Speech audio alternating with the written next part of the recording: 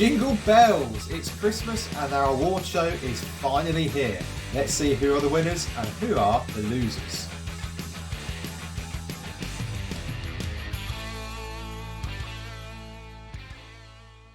Hello and welcome to the season of celebration and festivity. As you can see behind us, the lights are on and the tree is up.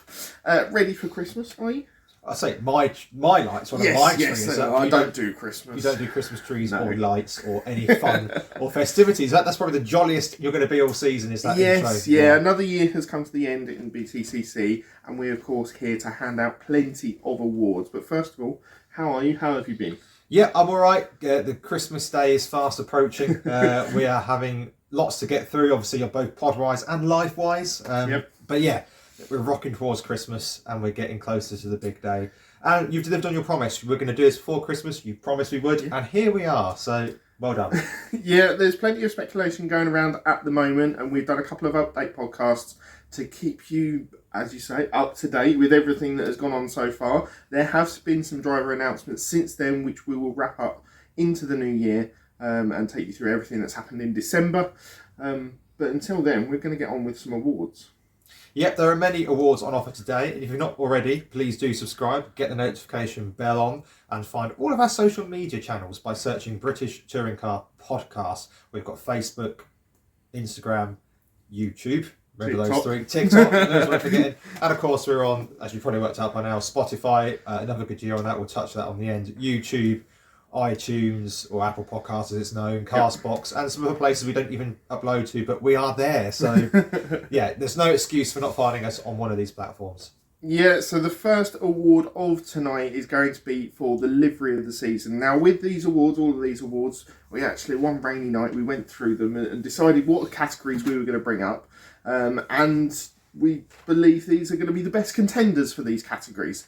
And then we came to a fairly mutual decision on all of them, actually, didn't we, for the outright winner? Yeah, I think it was actually harder to choose four in some cases than it was to choose a winner. So there are four per category apart from one, which is three for reasons we'll get to. We have done this amicably. We'll have a quick chat about the people that or the things we have put forward, and then we'll give out the winner.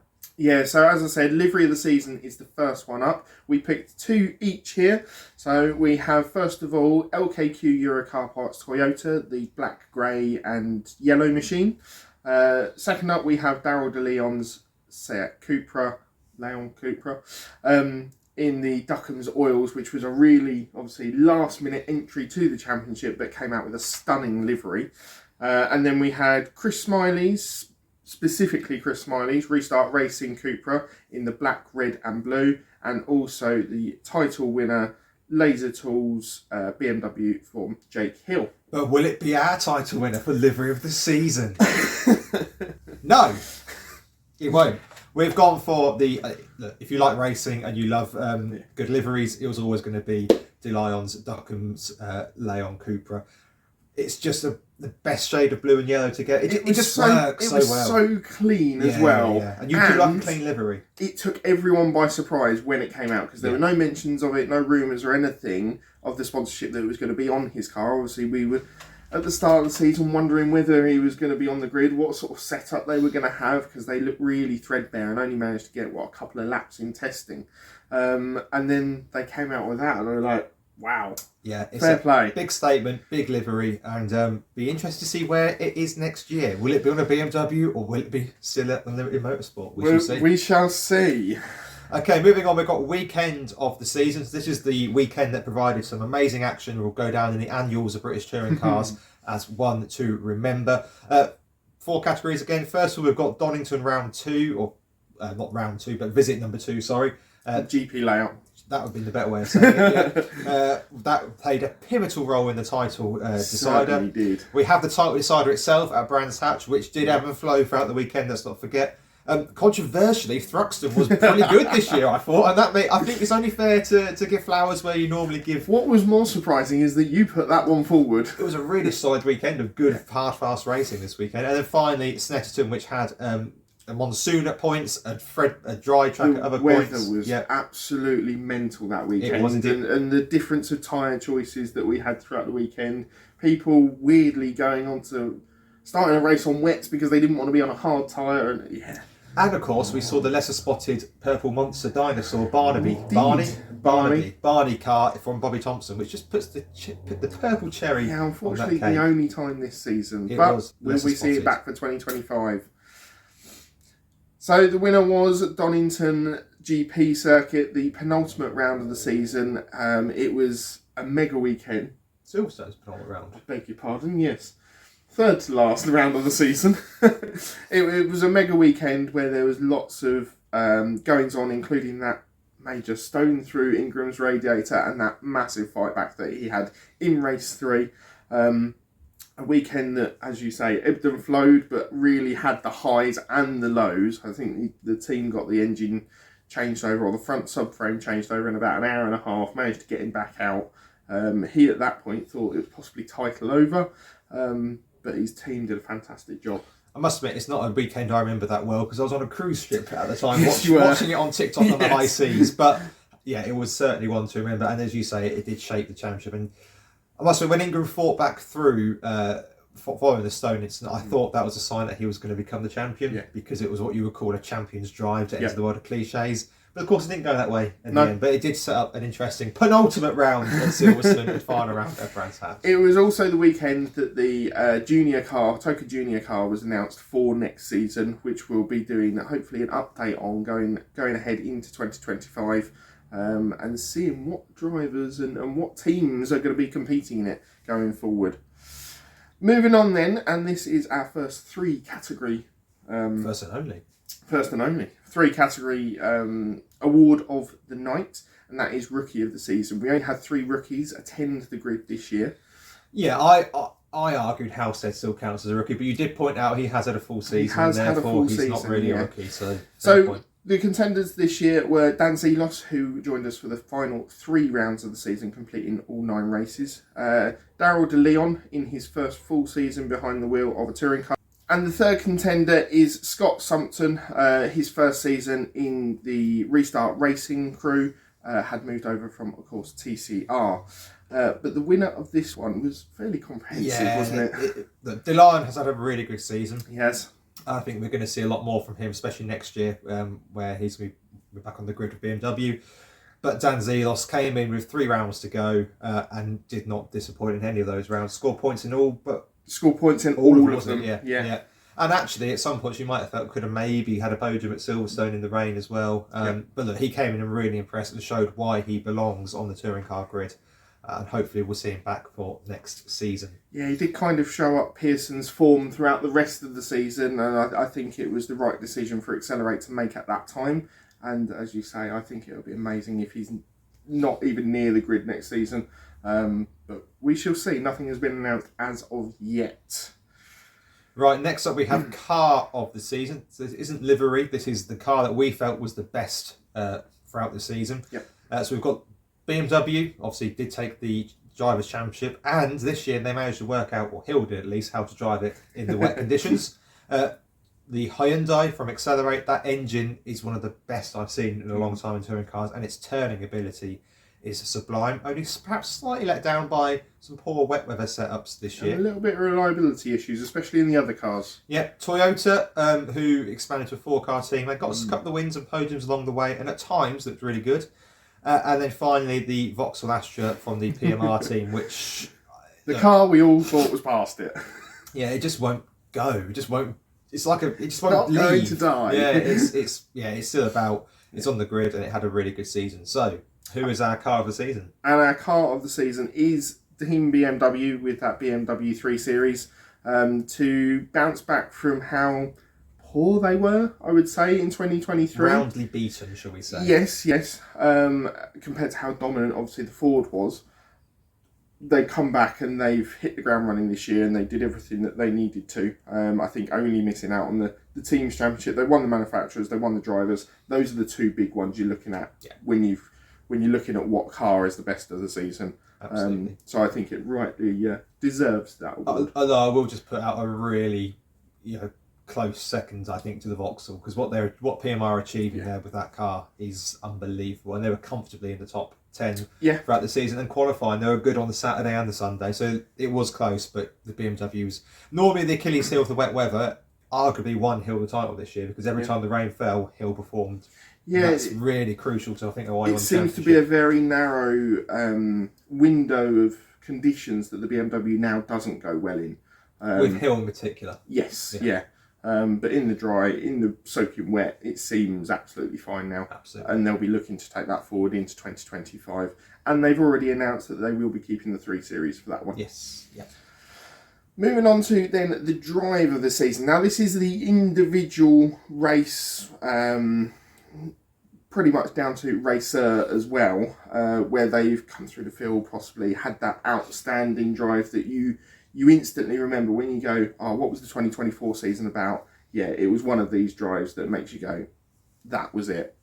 So the first one up is Ash Sutton for his drive-through penalty at Silverstone, to then coming all the way back through the field to grab points. A drive that wasn't his fault, by the way. It was his team being late on the grid. Yeah, it was. And at a very short circuit like Silverstone as well. It was a slam dunk as well. There wasn't really any getting around it, and he just had to make the most of that situation. There was Ingram, the stone in the radiator, slides and seconds at Donington. An incredible drive back through the field. He really had the grit between his teeth. And the grit between his teeth? Yeah, and was going for it. And Sutton and Ingram recovering at Snetterton. Both of them had a really poor race 1, was it? Or race 2? The rain completely messed them up. Absolutely messed them up. Race 2. And then they came back through the field together, and they were just on an absolute charge. And also Hill winning by, you've put here, 5 years at Snetterton. It was a lengthy victory, wasn't it? I think it's probably the biggest I've seen in touring cars. He won that by a country mile. Very impressive. When we normally talk about touring cars, we talk maybe a second or 2 separating the top 3, 4 drivers maybe across the line, and he was a good 15, 20 seconds down the road, and he was just unbeatable that weekend. I should have probably looked it up before we did the record, really. But he was a very, very long way, and I can't scroll down enough. You don't have to worry too much, though, because it wasn't the one that won the award. It was Ingram at Donington. Obviously, having that stone through the radiator in the second race there, and then coming through, fighting through the pack, and he was just almighty.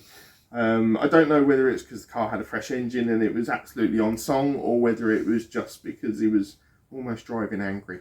I think this was the award that was the hardest to decide, because I'm still not fully on board of it, but I'm on board enough so we can actually have an answer and not argue forevermore. But yeah, all 4 of those would have been worthy winners in my view. Do let us know what you think your drive of the season is as well, because this is a very subjective award. Very much so. Because there are people that support different drivers, think that different drivers have had better and worse races over the season. Yeah, and if you support BMW, you have to hate Ash Sutton by a rule. It's the tribalism way. You can't ever say it's anything good. You can't. No. But yeah, do let us know. Okay, moving on, we've now got team of the season. So this is the team that performed, in our view, the best. And we've also factored into this a little bit of a wider view of what was expected, what did they achieve, and how far above their weight have they punched. So before, we've got here our Laser Tools Racing, which obviously won the Drivers' Championship and performed pretty well in the teams as well, to be fair to them. WSR, as you said, double with the winner and the Manufacturers Award. PMR, who won the Independent Drivers and Teams Championship, and I think won all but one race in the Independent Drivers Championship. Pretty much, And then I think it's important we do give a little bit of shout out to Restart Racing. It's never easy to bring a new team to the touring car grid. We don't see many new teams come to the touring car grid, if we're being honest with you. And we see lots of teams you think are going to be there forever fall away. It's a really difficult business to be in and sustain yourself in. And actually, I don't think Restart Racing let themselves down at all this year. They had a fairly reliable car, and they had some pretty good results, particularly with Smiley, which is to be expected, a bit more of an experienced touring car driver than Scott Sumpton. But yeah, I think it's important we also recognise when teams do come to the grid and aren't so far off the pace. So, yeah, I mean, their expectations for this season going into it, I think, were of themselves fairly realistic on the low side. They're wanting to just make sure they get as many races completed as possible. They're obviously in what's known to be a possibly difficult car, being in that Cupra for that season. And they're coming into an unknown, really, that many of the teams now, because of how the regulations are, have been here for a while, know how they run things, know how they get round things. But yeah. Yeah. So, are you going to announce the winner? Quite rightly, PMR have won this award because the season that they've had compared to what we still expect of the Astra was immense. It's almost unrivaled in the age of the car compared to the ability of what we thought it was able to do and what it's actually done. It's also given new lease of life to Aaron Taylor-Smith, who Yes, is driving the best I think I've ever seen him drive. And I don't think he'd argue with that if you were to put that to him either. We were also worried about them going down to a two-car driver lineup this season, but I actually think it's almost focused the mind. Yeah. It's meant that they've had better reliability. And I suppose we should point out as well, actually, Dobble won the Jack. We've missed him out. Dobble won the Jack Sears in this as well. So they've taken convincingly as well. Almost unchallenged. In a pretty, well, you wouldn't necessarily say strong necessarily, but competitive. Yeah, competitive. And I wouldn't necessarily have expected him to win it at the start of the season necessarily. No, particularly when you think he had Pearson for most of the season and Osborne. He did only just miss out on it last year to his teammate. Absolutely. Right, you're doing this next one. Yeah. A few smiles for the graphics I've created. The social media and marketing guy, Guru Russell over here. Moving on to the surprise of the season, and there's a couple of different remits for this. I think basically what we were least expecting at the start of the season that has actually come to fruition by the end of it. So the first up, we've got Aaron Taylor-Smith being as good as Aaron Taylor-Smith has been this season. He's dominating the independents. Yeah. Dominating that, finished 7th in the championship behind that top 6 that you'd probably expect to be there every year. And he just, as you said, he seems to be on song at the moment and in a sweet spot of his career. Absolutely. Second one up is how poor Napa have been. Relative to last season. Yes. They were so dominant last time out, and even the drivers were admitting that the car's just not quite there this season. Just dropped off. We saw poorer performances from Rowbottom. He had some really poor weekends and terrible luck sometimes, but also reliability issues for the team. Yeah. Although Camish popped home with a win this season, yes, Sutton had a good run at the start of the season in the car, but it was nowhere near as dominant as it was last year. And then it's the other mistakes of the drivers, the mechanics being late off the grid, the rear wings that just kept popping off. I mean, I don't know if they maybe got a bit complacent over the summer. I don't think so, or other teams has up their game, but the drop off of this was quite incredible, I think. Yeah, C is the up and down season that Toyota have had. Now, between the 4 cars, there seems to be one car from each team that have had a decent season, taken wins along the way. And then on the other side, there has seemed to be some poorer performances, some slower race weekends, shall we say. Something we don't expect from Toyota as a whole. No, it's been really hard to work them out this year. They've been, they're mean. Sometimes maybe good, sometimes maybe not so good for any underage listeners. But yeah, it's been really difficult to work out if they're any good or not. And that's been, the mixed fortunes has made it really difficult, I think, for the drivers as well. Yeah, and the final nomination is hybrid. It worked. Hybrid works. It worked really well. And now we're getting rid of it. We've proved all we need to prove. That's it. Done. We're now going to focus on something that no one else has ever managed to do. But yeah. We'll get back to that another day. I can't believe how well hybrid has worked this season. It's been brilliant this year. I can't argue it. And the way it's been implemented, I think, has just been spot on for what it needed to be, considering how it's been over the last couple of seasons. The only downside to it, and there is still a downside to it, is that we now have to hear 17 times a race, he's on the hybrid. Well, we don't next season. It's done. We had to listen to 17 times a race. Yeah. He's on the hybrid. Was that a hybrid pass? I think it was. But there we go. And the award, never changed it. Unfortunately, probably they don't want this award. The award, nobody wants to win necessarily. But yeah, it goes to Napa, for that drop off that we've seen from them. I think they're going to come back strong next season. Absolutely, and they still had a driver, and they were still competitive. Yeah, but it was just how far. And they're never going to dominate the way they did this year, the way they did last year. But the car was just not very good for most of the season, just quite slow. We've almost seen like Red Bull, Napa, same sort of thing happening. Yeah, I mean, other teams would have caught up because they would have taken that last year and gone, we really need to step up our game. but equally, for me, it's the other stuff. It's the drivers, mechanics leaving the grid late. It's the, I think they've had a couple of false starts, wrong tyre calls. Yeah. It's the rear wings that took so long for them to really fix, and see a solution for, and it cost them. So, yeah. Yeah, so, final actual award of the night, and that is, of course, Driver of the Season. Yeah, so we have 4. We whittled these down fairly easily, I think. We've gone for Jake Hill, stay tuned, Tom Ingram, who obviously finished second and really took the fight to Hill throughout the season, Aaron Taylor-Smith, who, as we just discussed, I think is driving in the form of his life and doing absolute wonderful work in that Vauxhall, and also Ash Sutton, who, despite the woes at Napa, as we've already discussed, is still always there or thereabouts. He was still in a title fight pretty close to the end, wasn't he? He was indeed. But Sam, there could only be one winner, and it was going to be fairly obvious, wasn't it? Of course, it was Aaron. I mean, it was Jake Hill. What a season he has had, taking his maiden touring car championship. There were some weekends where he was just simply unbeatable, and the pace that he managed to extract from that car was ridiculous at times. There was a good period of like 3-4 weekends in a row where you just thought no one's going to touch him. Yeah, and as I said earlier, the fact that he's got the wet conditions nailed down, because in previous years, if you're fighting a BMW and it started to rain, you'd be going, yeah, you're doing a rain dance in the pits. Excellent news. But actually, this year, Hill in particular has got the car in a really good spot for the wet in both qualifying and race. And to be honest with you, apart from Brands Hatch, where the steering wheel broke on him and he made perhaps a couple of aggressive moves in the start of the race, he didn't really put a foot wrong this year. He locked up once at Alton Park. I mean, this is the thing, I'm really not just struggling to think of the occasional lock-up, which can happen to anybody and does, and also in the BMW cold tyres and all that kind of stuff, that happens more often. But he didn't win the Wingfoot Award. He didn't win which I think he'll be gutted about. Yeah. But another BMW won it. Should have gone against Turkington. But no, I think, Hill this year, he's scarcely put a foot wrong. His overtaking has got a lot better.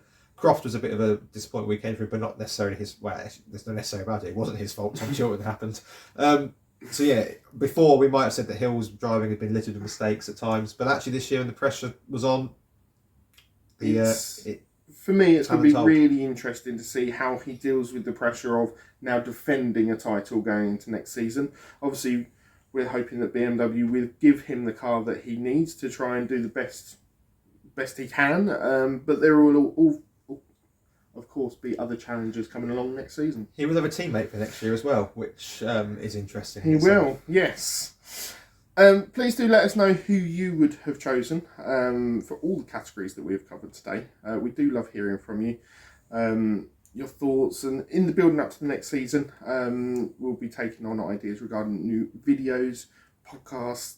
Keep an eye on the channel, see what's coming out, drop us a message on social media. We love reading them all, and we'd love to take on new ideas. Yeah, and it's just worth pointing out that we have had an idea put to us this week, which we are very happy to take forward. So it does, your views do count, they do matter. Whilst we can't necessarily do everything that people put forward, not least because we don't know anything about the 1970 touring cars, and there's very little to actually educate ourselves on it.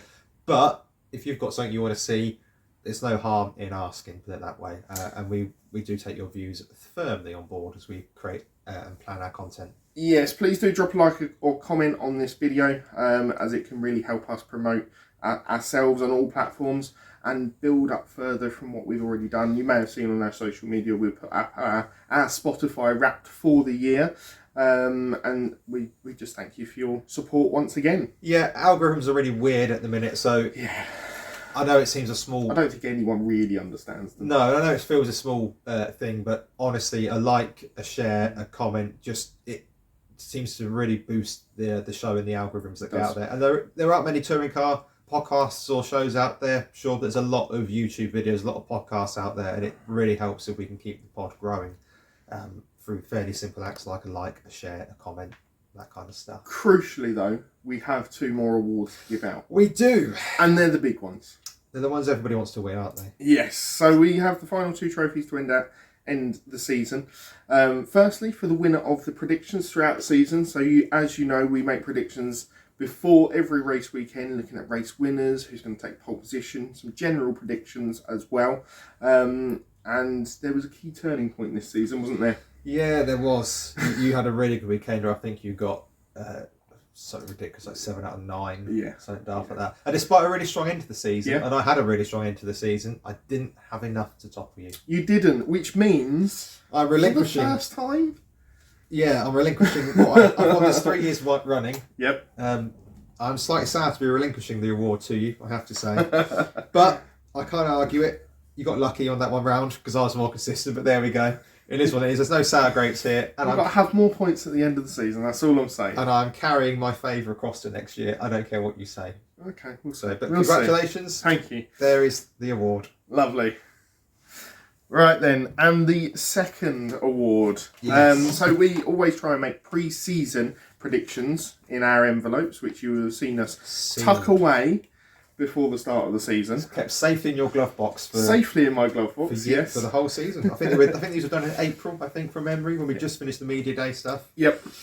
So each driver's position in the final table is taken into consideration. Yeah. And also the winners of each championship. So we've got the drivers, we've got constructors, manufacturers, teams, independents, Jack Sears. The only one we don't do is the Wingfoot, because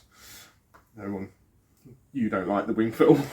Well, it's pointless. It's not a foam trophy anymore. No, it's a bit nicer, but Yeah. I mean, all awards are pointless to a degree, aren't they? Yes. But So this whole show's been pointless to a degree. But we are awarding 3 points for Yeah. each correct championship position. Yeah. 1 point if you're one either side. And then regarding the title winners, you can get 5 points for each title winner.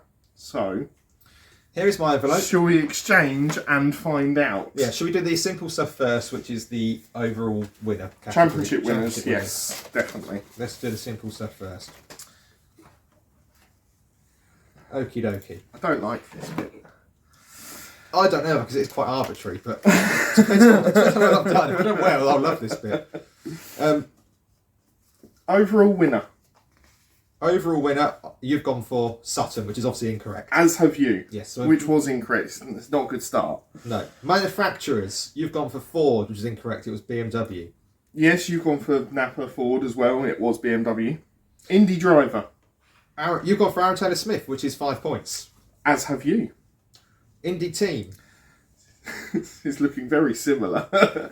PMR, PMR, so another 5 points. in. yes. The teams, You went for Napa. as did you. And So we were another 5 right. points there. And then Jack Sears. You went for Osborne. And you went for Pearson, of which we're both wrong. Correct. Now, that's incorrect. But we'll get there. Right. So, in first place in the championship was obviously Jake Hill. Yes. You went for Ash Sutton, so you get no points there because he finished Yep. third. So that is no points. Second in the championship was Ingram. So you get you've got Hill on yours. Yes, which is one place out. Which is 1 point. And yours is bang on correct. Your first one. Yep. Third, you went obviously Hill, which is wrong. Yep. You went for Ingram, which is 1 point. Interestingly, we both went for Huff in fourth. We did both go for Huff in fourth, which is I'm quite interesting. surprised by that. Yeah, I mean, kind of. Considering your yeah, speculation at the start of the season, you were unsure, weren't you? yeah, I So was. I'm quite surprised by that. But yeah. Fifth, you went for Cook, which is 1 point because he finished in his usual sixth spot. Yes, you went for Turkington. Obviously, he finished fourth overall. In sixth, you had Camish, You had Turkington. who finished fifth, who I was just a bit out So you on. get a point for that one then. No, Turkington finished fourth, mate. Oh yeah, you don't get a point for that one then. You had Cook in seventh. He finished sixth, so you gained an extra point for that one. Yep. You had Morgan in eighth. Sorry. Yes, Morgan in eighth. Bang on, 3 points. Yeah, you've marked. Oh, I see what you've done. You've marked the position. Oh, I get it. Yeah. I'm marking the position. What I've done is I've marked. Yeah, okay. Good. I see what I'm doing now. I'm confusing myself. You've got Watson finishing in ninth, and that was Rob Huff, so that was completely out. You had Morgan in ninth, so that would have been a point for you because obviously. Yep. You had Chilton in 10th, which was bang on. Yeah, you had Watson, which was. I had Chilton down in a In the lowly doldrums, position. yeah. He had a good start to the season. He was really good in qualifying, wasn't he? But yeah, and then you had Rowbottom in 11th, which was again bang on. Yeah, you had Aaron Taylor Smith, which, to be fair, I understand entirely why you went there, and I went a space lower. So I Yeah, can't you argue went for you, 12th. Yeah. He really was the surprise of the season. 13th was Moffat, which you got bang on. Yeah, you went for Dobble. You're one place out of Moffat. Yep. 14th, you went for Pearson, who was lowly. Obviously, didn't complete the final 3 rounds of the season. On that one. And for say you went for was that 14th? Was it 14th? Yeah, you yeah. went for Moffat. Yeah. Yep. 15th was Osborne, which was bang on. Bang on for both you as well. of us. Yeah. You had Smiley in 16th. You had Pearson in 16th, and the actual 16th was Pearson. Was Pearson? Yep. Yep. You had Smile in 17th, which is bang on. Yeah, you had Sumpton, so 1 place off. Yep. You then had Sumpton, Househead, and De Leon. I'm really interested that we had both had De Leon bottom. I think that just goes to show how little we expected following the fact test. that it was a 1-car team. Yep. The team personnel looked really scarce. Yep. And I just thought, yeah, okay, he's had half a season in a Cupra, but I'm really not expecting anything from this brand new outfit of the season. Yep. But yeah, he did well. I'm amazed you had Dobble down in 18th. I just didn't fancy the car. I didn't fancy the car. And I just thought I was wrong. Obviously, there's no denying that I was wrong. Yep. Dobble was okay last year. He was good last year. Actually, okay is a bit harsh, but I wasn't necessarily expecting with the downsizing of the team, sticking with the car. Yep. New cars coming in, teams are getting stronger. Arguably the standard of driver going up. No, which means you had 3 spot on answers and 1, 2, 3, 4, 5, 6, 7 not spot on, which is 16. No, I miscounted. It's 15. Sorry, you had 3 spot on. I don't think it matters to, mate. No, because considering how many you had spot on. 6 spot on. That's pretty. Yeah. That's pretty good. It is. I mean, it's all arbitrary, obviously. But you've left the trophy at home. I did. I might have forgotten it. Which means we have got a makeshift trophy, which you're going to hand to me because it is built yourself, did you? Yes. Well, I anticipated me winning this, winning something. But are you going to do a shoey out of this? I mean, it's not much to shoot out of it, is there? Well, no, it's about a shot's worth, but we can get some whiskey on it. Yes. Yeah. So the pre-season predictions award goes to yourself. We have swapped trophies for the end of the which is season. nice because it's like sports day. We've all got something. We all took part, and we've all got something to go home with. So thank you very much indeed. Yeah, I'm pretty impressed. I won that one because last year I did terribly in it. I mean, you absolutely whooped me last. I mean, I was nowhere close. So yeah, I'm going to have to up my game going forward. Now I've brought it forward in the weekend predictions. I'm just going to have to sharpen that pencil again going into 2025. Obviously, we may well have some more cars on the grid, so there may be a few more points to play for. But yes, all the points will be swirling around in a vortex, and we'll see what we can. If it ever arrives. Well, we'll see. I think that pretty much sums up the awards show.